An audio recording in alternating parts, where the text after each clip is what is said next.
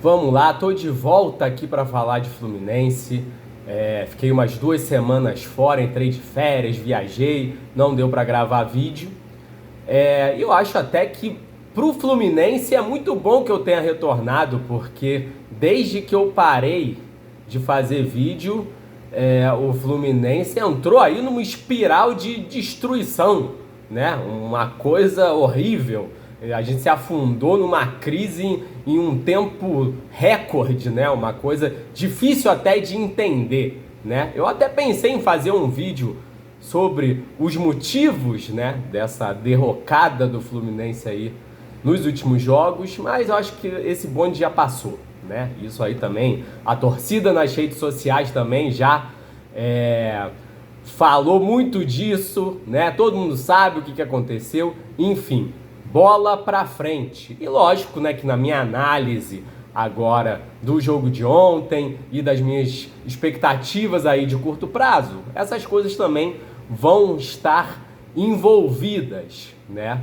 Eu acho que assim, o buraco que a gente se enfiou nos últimos jogos foi tão grande, né? Foi uma coisa assim tão assustadora que a forma como eu enxergava esse jogo de ontem era muito uma coisa de, assim, o Fluminense tem condição de hoje, no momento que está, de confiança, de desempenho, sem, né, o Lúcio Acosta e tudo que ele representa para esse time, o Fluminense tem condição de ganhar jogos, né? Tem condição de ter resultados positivos, porque nos últimos jogos vinha mostrando que não, né?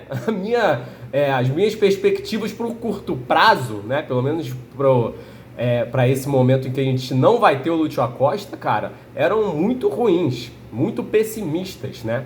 Era uma coisa de, porra, esse time tem condição de ganhar algum jogo? Vai ter que me mostrar como, né? Como é que vai fazer? Me mostra aí, Fluminense. E o Fluminense até que me mostrou ontem, né? Mostrou, não fez nenhum jogo espetacular, né, cara? Mostrou aí deficiências que tem mostrado ao longo de toda a temporada, na parte defensiva principalmente, né? Eu acho que dá para falar com segurança que o Fluminense de 2026, mesmo nos seus melhores momentos, não é um time que se destaca por ter uma defesa sólida, né? E aqui eu acho que tem a questão sim dos nomes, né? Do Freitas, a gente bate nessa tecla, né? Tira o Freitas, pelo amor de Deus, bota o Milan, e vou continuar batendo nessa tecla, né? O Gemes cada vez mais mostra que, porra, é um zagueiro que não é o cara que por si só vai mudar o nível de uma defesa. Talvez seja um zagueiro que até consiga fazer o seu papel ali num sistema defensivo encaixado, né? Mas eu acho que, né, todo mundo sabe que isso vai além de nomes, né? Até mesmo em jogos em que o Freitas não estava presente, o Fluminense também demonstrou dificuldades. A quantidade de gols em jogadas de bola aérea, bolas paradas que o Fluminense toma é bizarro, né? E isso ilustra muito bem que é uma questão de trabalho também, né? Eu acho que falta um pouco, se dá pra gente criticar, e com certeza dá pra gente criticar várias coisas no trabalho do Zubeldia, mas eu acho que a minha principal crítica ao trabalho do Zubeldia o sistema defensivo do Fluminense hoje, né? E é engraçado porque no ano passado não foi o caso, né? No ano passado, quando o Zubeldia chega, o Fluminense mostra uma grande evolução no aspecto defensivo, né, cara? A base da arrancada do Fluminense no fim do Brasileirão do ano passado foi a defesa, cara. Foi uma evolução nos números defensivos. Não é o que acontece esse ano. Esse ano os resultados do Fluminense vêm muito mais na base da criação no campo de ataque, que, óbvio, tem muito a ver com o Lúcio Acosta e as coisas que ele faz. Por isso mesmo que sem o Lúcio Acosta o negócio complica muito. E o Fluminense ontem venceu um jogo assim, um bom jogo, né, de futebol, eu achei. Tecnicamente não, mas foi emocionante, foi legal de assistir, né? Um 3-2 com virada e tal. É sempre bom de assistir. E eu acho que ficou muito claro que a escalação com 3 volantes é uma alternativa muito válida para esse momento do Fluminense. Eu acho que o Fluminense tem, né, mostrou aí, desde que o Lúcio se machucou, basicamente aí 3 alternativas possíveis de escalação, né? A escalação com o Ganso de 10, que eu acho que tá bem claro para todo mundo que não é uma boa alternativa, né? Eu acho que o Ganso hoje, eu continuo achando que o Ganso pode sim ser útil, mas não acho que tenha condição hoje de o Ganso começar partidas em jogos muito competitivos, né? Talvez em algumas situações específicas isso possa acontecer, mas eu acho que o Ganso hoje ele pode ser útil muito mais uma coisa de segurar o jogo, né? Nem está ganhando, bota o Ganso ali no lugar do Lúcio Acosta, como já aconteceu ao longo da temporada e até deu certo, né? Mas eu acho que são situações específicas. Eu acho que é muito claro que se você quer manter ao máximo o que foi o Fluminense que apareceu aí como um dos melhores times do Brasil em alguns momentos nessa temporada, eu acho que para você tentar manter ao máximo esse estilo de jogo é o Savarino de 10, mano. É o jogador que consegue manter mais essa dinâmica, né, de ser um cara que, porra, tá ali perto da área, finalizando, tentando colocar os atacantes em condições dentro da área. O Ganso hoje é um jogador que joga muito mais recuado, cara. Ele busca o jogo muito mais lá atrás. Um jogador mais de meio mesmo ali. O cara fica ali no meio, né, distribuindo e naquela cadência que a gente sabe, né, que é característica do Ganso. Mas eu acho que isso mina muito a presença do Fluminense no campo ofensivo, né? A gente precisa de um jogador que seja mais incisivo ali no ataque, que esteja ali pisando na área. Eu acho que o Savarino de 10 é uma alternativa para o Fluminense, principalmente em jogos ali em casa, em que a gente tenha que ter um maior protagonismo. Mas assim, ontem ficou claro também que a alternativa com 3 volantes pode funcionar. E aí eu acho que a gente muda um pouco, né? Muda bastante até o que faz o que dá vantagens ao Fluminense ao longo dos jogos, né? A gente sai um pouco de ser um time criativo para ser um time que se impõe fisicamente na dinâmica do meio de campo, e isso faz com que a gente consiga, no fim das contas, criar oportunidades e vencer. Eu acho que essa é a fórmula aí que essa escalação propõe pra gente, né, cara, com 3 volantes. Eu acho que pode dar certo, né, em jogos fora de casa, jogos mais físicos, né, enquanto o Lúcio Acosta não volta. Eu acho que é uma boa opção, sim, e eu acho que nesse caso o coração do meio de campo é o Hércules, porque ele é o jogador que dá a intensidade que a gente precisa, né? Porque se a gente vai ganhar jogos na base de ser mais intenso que os adversários no meio de campo, a gente precisa de um jogador muito intenso, né? E esse jogador é o Hércules, é o cara que corre o campo inteiro, que marca, que chega na frente, que traz a bola para a área, né, cara? É um jogador polivalente e muito importante, né? Hoje, assim, eu acho que na falta do Lúcio Acosta e com esse esquema de 3 volantes, cara, a presença do Hércules é essencial, né? Não é coincidência que, porra, ali no Fla-Flu, né? Não vou entrar muito no Fla-Flu, mas, né, quando o Hércules sai no intervalo e ninguém entende nada, acontece... Não, que Fla-Flu, né? Tô falando besteira aqui. No jogo contra o Rivadavia, né? Quando o Hércules sai no intervalo, acontece o que acontece, né? Foi uma das coisas que explicam a nossa derrota.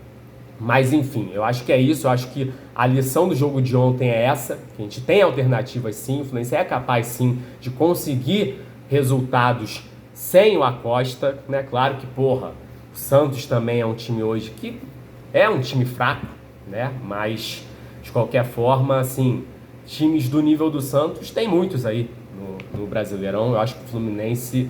Eu acho que dificilmente a gente vai conseguir manter o mesmo nível de resultado que a gente tinha antes dessa má fase, né? E antes da lesão do Lúcio. Mas eu acho que dá pra gente torcer, pelo menos, para que a gente consiga ter um nível próximo, pelo menos. Já consiga manter a gente, pelo menos, ali perto dos líderes, né? Eu destaquei o Hércules aqui. A gente teve gols de Castilho e John Kennedy. Eu acho que o Castilho mostra cada vez mais, né, que, porra, não é o centroavante dos sonhos, mas é um centroavante, né? É o centroavante que faz gols de centroavante, que é algo que a torcida queria muito, né?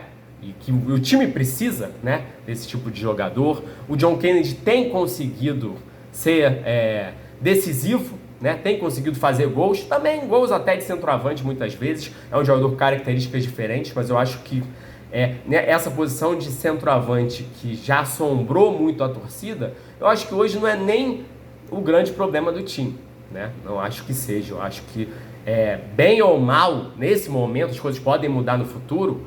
Né? A gente consegue se virar ali com o Castilho, que não é nenhum primor técnico, mas que sabe botar a bola ali dentro da casinha, e um John Kennedy que tem um pouco mais de recurso e também, às vezes, quando está inspirado, consegue ali também ser bastante decisivo, né? O Savarino, claro, que na ausência do Lúcio Acosta, eu acho que é o polo criativo do time, né? É aquele jogador que consegue mais se aproximar do que o Lúcio Acosta faz no Fluminense, né? Assim também. Agora, falando mesmo do Fla-Flu, não dá para entender como é que foi barrado para aquele jogo, né? É um jogador importantíssimo e que tem até me surpreendido, cara. Assim, eu já sabia que o Savarino era um bom jogador, mas tá excedendo as minhas expectativas, cara. Um jogador muito lúcido, um cara muito bom tecnicamente e com personalidade, cara. Cara que tem chamado o jogo aí, tem chamado a responsabilidade. Ontem fez um golaço merecido, né, cara? Eu acho que o Guga não dá para omitir, né? Por mais que eu queira omitir, mas não dá para omitir que foi decisivo no jogo, né? Deu 2 belos cruzamentos, 2 assistências muito boas. E, cara, me entristece falar isso, porque, cara, não adianta. Eu sempre fui hater do Guga. E continuo sendo, mano, não confio no Guga nem fudendo.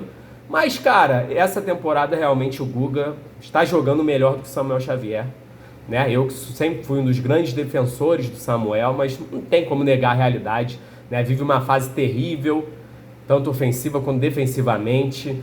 Aquele jogo contra o Rivadavia, aquele gol lá que ele entra com um pezinho ali de princesa, não engulo isso, desculpa, né? Então, assim, se o Zubeldia resolver barrar o Samuel e colocar o Guga, eu não vou ter como reclamar, né? Apesar de que aquilo eu preferia muito mais que hoje nós tivéssemos uma opção de um moleque da base voando, um Júlio Fidelis, né? E eu acho que era possível, né? Se o Fluminense lá no ano passado, quando o moleque teve chance e se destacou, buscasse desenvolver o moleque, né? Desse mais oportunidades para ele ir amadurecendo. Quem sabe hoje, com um Samuel Xavier decadente e um Guga que não dá para confiar, a gente tivesse uma opção de um moleque voando para ser o novo lateral direito do Fluminense, né? Eu acho que isso poderia ter acontecido. Talvez não acontecesse, mas poderia se o Fluminense tentasse. Só que o Fluminense nem tenta, porque essa gestão e o treinador atual já deixaram claro que estão cagando para a base, que não tem nenhum interesse em desenvolver a nossa base, né? Ontem eu acho que o Riquelme, falando em base, entrou até bem, participa ali do gol, né? Achei até ele com um porte físico ali melhor, ele deve estar fazendo algum trabalho para ganhar ali um mínimo de massa. É um jogador que, porra,